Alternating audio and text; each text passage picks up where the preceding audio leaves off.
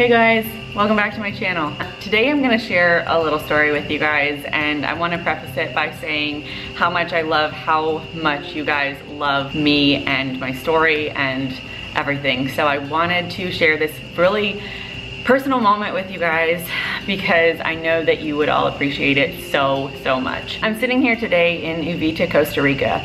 The first time I ever heard about Costa Rica was from my dad.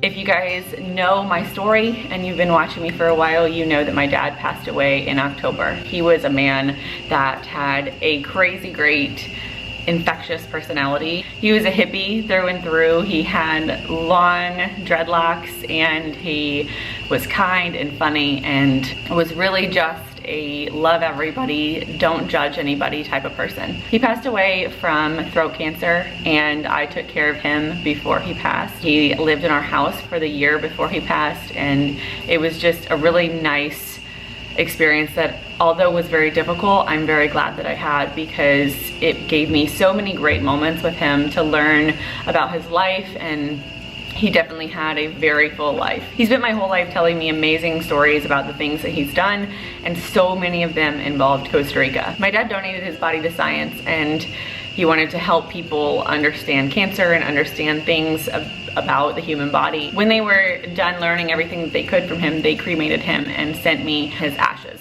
We planned our trip before he passed, so he knew that we were coming here, and so he asked if I would bring some of his ashes to Costa Rica and spread them here because it was one of his favorite places on earth. My dad traveled to so many countries. He's been all around Central and South America. He's been to Mexico, El Salvador, Guatemala, Costa Rica, Panama, Nicaragua, Colombia, and a bunch that I can't tell you about.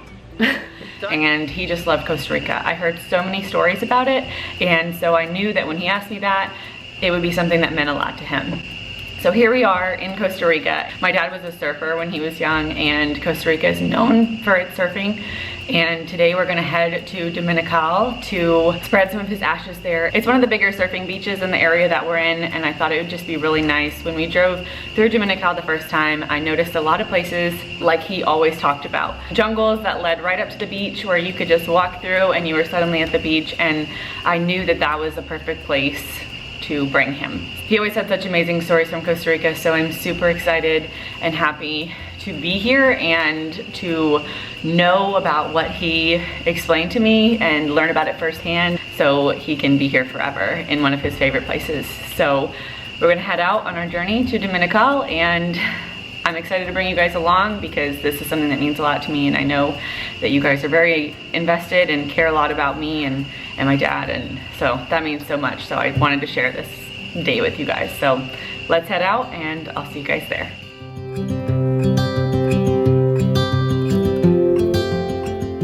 When I came to Costa Rica, I wasn't sure where I would do it. I just figured I would know. I just figured my dad would lead me there, and he did. When I stepped out of the car today, I just knew this was the right place.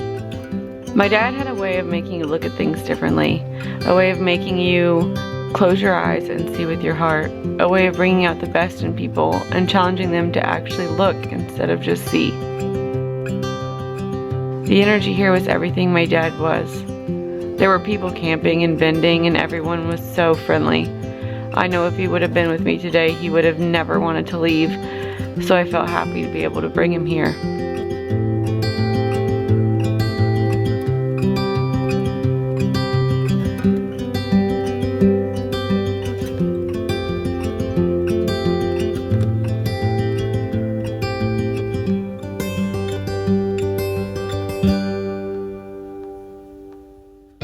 We just got to Dominical and rented a surfboard for $6, a longboard, so hopefully Tim and I can go out together, but if we make it out, I'm gonna be really surprised. So wish us luck.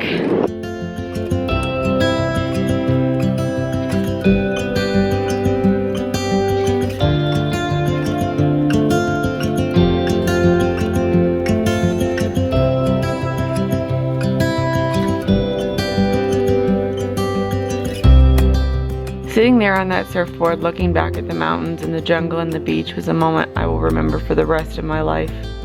You know how every once in a while you do something or see something and a little voice inside you says, "There, that's it, that's why you're here"?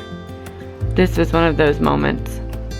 Throughout the journey of the last 4 months without my dad, I have become intimately aware of the sacred dance between despair and gratefulness, but I refuse to allow the tragedy of his death to negate the beauty of his life and the depth of his impact and the sheer joy with which he lived his days.